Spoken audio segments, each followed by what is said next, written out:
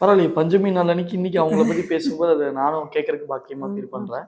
இப்போ நம்ம கடவுள்ட்ட நம்ம ஏதாவது நம்ம வேணும்னு முறையிடுவோம். அவங்க நமக்கு ஏதாவது ரிப்ளை பண்ணுவாங்க, ஏதாவது செஞ்சு குடுப்பாங்க. இது நம்ம எல்லாரும் காலங்காலமா பார்க்கிறது. ஆனா நம்ம வாழ்க்கையில ஒரு அதிசயங்கள் ஏற்படுத்தின அந்த மொமெண்ட் இருக்கும்.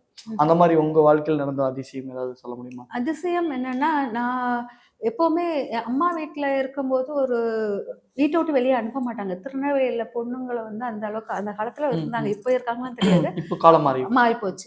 அப்ப வந்து வீட்ட விட்டு வெளிய போனால் வந்து தவறு அப்படின்னு ஒரு பொண்ண வந்து நான் வெளியில பார்த்தேன்னா, புரியுது. அந்த பெண்ணின் கௌரவம் குறையும். அதனால அம்மா வீட்ல நான் வீட்ட விட்டு வெளிய போனதில்ல. அதுமாரி எனக்கு பேச்சு வார்த்தைகள் அதெல்லாம் சரியா வர தொலைஞ்சு போயிருவேன்னு ஒரு பயம் வேற அதிகமாக இருந்தது.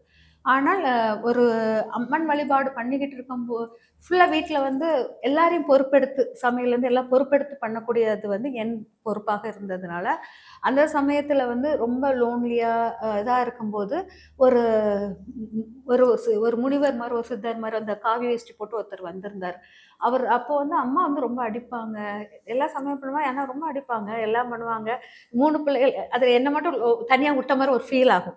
அந்த சமயத்துல ரொம்ப கடைசியா 2வது பொண்ணு மொத பொண்ணு அக்கா வேலைக்கு போறதுக்கான பிராக்டிஸ் எடுத்துக்கிட்டு இருந்தா. வழக்கமா இது கடைக்குட்டிக்கு மட்டும் தான் தோணும். கடைக்குட்டி வந்து செல்லம்.